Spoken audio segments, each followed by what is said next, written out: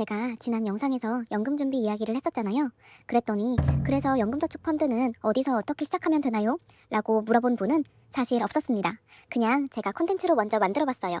요즘 AI로 자료 정리하기 너무 쉬운데 아직은 오류가 많잖아요. 저는 AI 진짜 안 썼어요. 제가 발품 팔아서 진짜 잘 정리했거든요. 영상 끝까지 보시면 여러분도 연금저축펀드로 돈 모으실 수 있습니다. 연금저축 펀드는 일단 가입 조건 자체가 굉장히 간단해요. 나이, 직업 제한이 없어요. 학생, 직장인, 프리랜서, 전업주부 모두 가입이 가능합니다. 심지어 지금 소득이 없어도 계좌 개설이 가능해요. 그래서 사회 초년생 때부터 미리 만들어 두시는 분들도 많더라고요. 단 두 가지 기본 조건이 있습니다. 첫째, 계좌를 5년 이상 유지해야 하고 두 번째, 연금 수령은 만 55세 이후부터 가능합니다. 말 그대로 단기 투자용이 아니라 미래의 나를 위한 장기 통장이라고 생각하시면 돼요. 그리고 이제 가장 많이 고민하는 부분. 그래서 어디 증권사에서 만들어야 하나요? 솔직히 말씀드리면 수수료 차이가 엄청 크진 않아요. 진짜 몇백 원, 몇천 원 차이인 경우도 많아요. 그래도 이왕 만드는 거 조금이라도 저렴한 곳에서 만드는 게 장기적으로는 유리합니다. 연금저축 펀드는 수십 년을 굴리는 계좌잖아요. 수수료 0.01% 차이도 길게 보면 꽤 쌓입니다. 그래서 제가 증권사별로 직접 비교를 해봤습니다. 현재 기준으로 수수료가 가장 저렴한 편은 미래에셋 증권이었고요.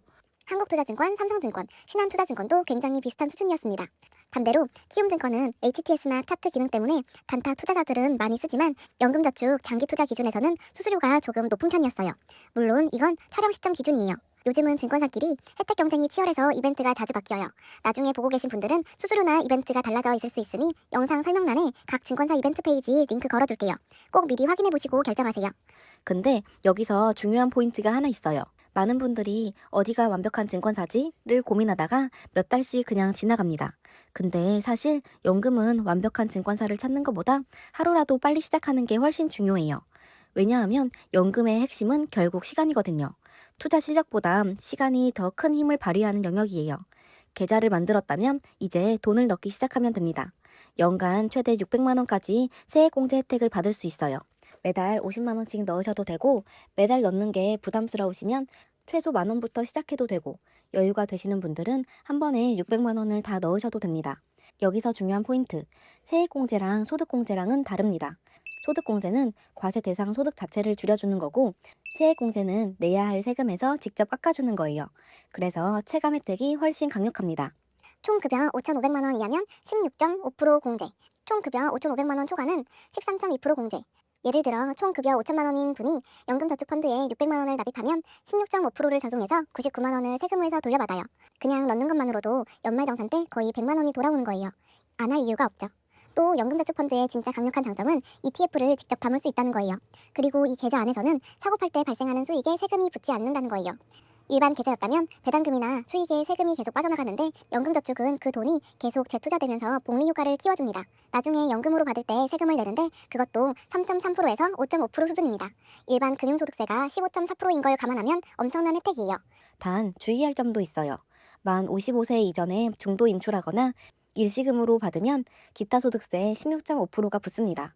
그래서 이 계좌는 처음부터 절대 손 안 된다는 마음으로 넣어두는 돈이에요. 비상금이나 단기 저축 용도로 쓰면 안 돼요.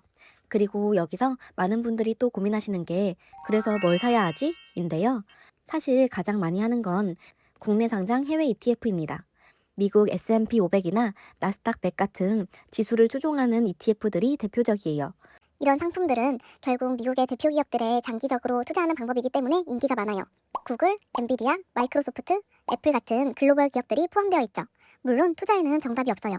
시장은 언제나 흔들릴 수 있고 중간에 큰 하락장이 올 수도 있어요. 근데 오히려 그래서 연금 투자는 더 길게 봐야 합니다. 매달 꾸준히 모아가는 방식으로요. 실제로 많은 사람들이 돈을 못 모으는 이유는 수익률이 부족해서가 아니라 오래 유지하지 못해서인 경우가 많거든요. 저는 연금저축의 가장 큰 장점이 강제로라도 미래를 준비하게 만든다는 거예요. 우리는 당장 눈앞의 소비에는 익숙하지만 20년 뒤, 30년 뒤에 나를 위해 돈을 남겨두는 건 생각보다 어렵잖아요.